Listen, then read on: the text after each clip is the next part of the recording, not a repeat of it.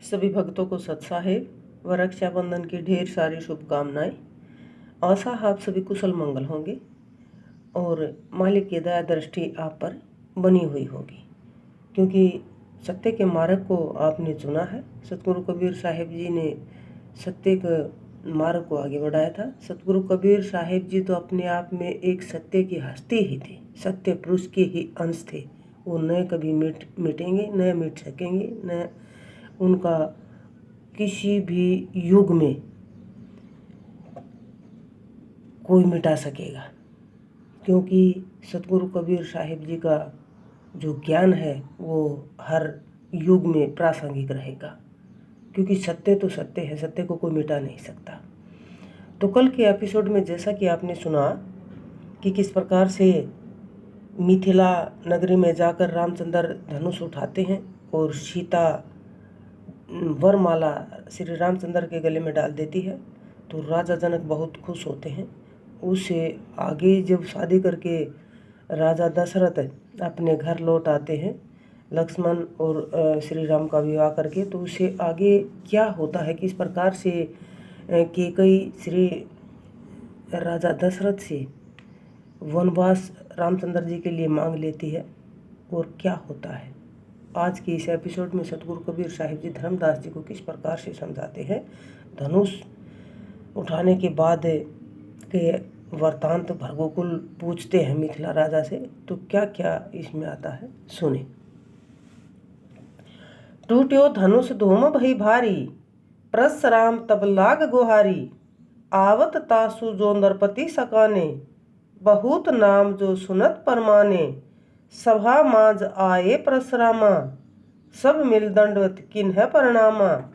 भरगु कुल कह सुन मिथिला राऊ, तोर्यो धनुष किन मोही बताऊ।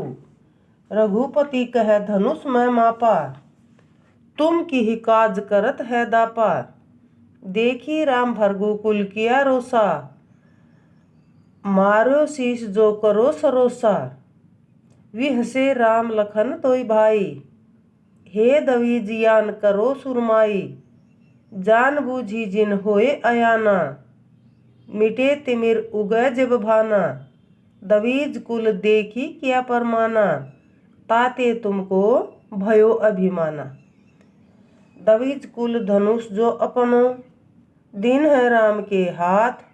मैं छत्री बल भंजन, खैच्यो हो रघुनाथ। खैच्यो राम तासु धनु कैसा, तरण ही उठाए लेत है जैसा। परशुराम गहिता के पाऊं, क्षमा करो कौशल्या राऊ।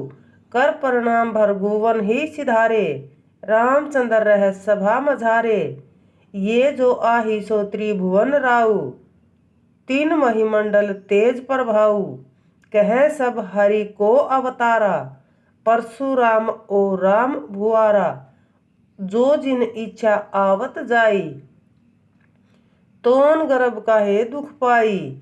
ऐसा निरंकार प्रकाशा, सब ते न्यारा सब में वासा। इच्छा कर जस त्रिभुवन राऊ, इच्छा आस करे निर्माऊ। बाजा लगा जीव जो राख्या, ताकि भक्ति सब मिल भाखा। कोई एक ज्ञानी पारखी, परखे खऱ्या ओ खोट। कह कबीर तब बाँची है, रही नाम की ओट।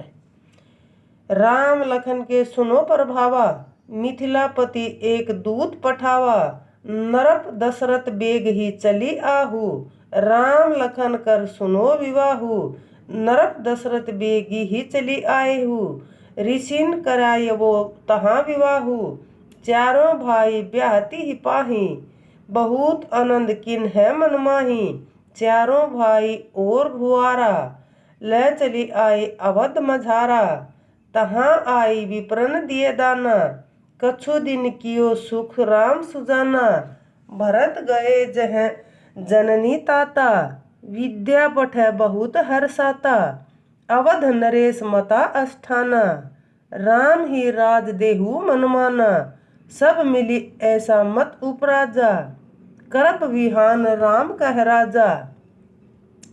यह चरित्र जब देख भवानी, समझी निराकार की वाणी। मूढ़ मनुष्य न बूझ राम लिन्ह अवतार, मारे दत्त संहारे लंका के सरदार। 1.25 लाख जीव प्रतिदिन खाई, कौतुक राज बनावत राई। अंबिका गई के कई के पासा, हे रानी तू पति मती नासा। राम ही काल देत है राजू, निश्चय हुआ है तोर अकाजू। जो वर दियो नरपति तो हिकाही, सो तुम मांगो आज हूँ माही। जो केकई को राजा दशरथ ने वरदान दिया था ना, वो केकई को मांगने के लिए उकसाया गया।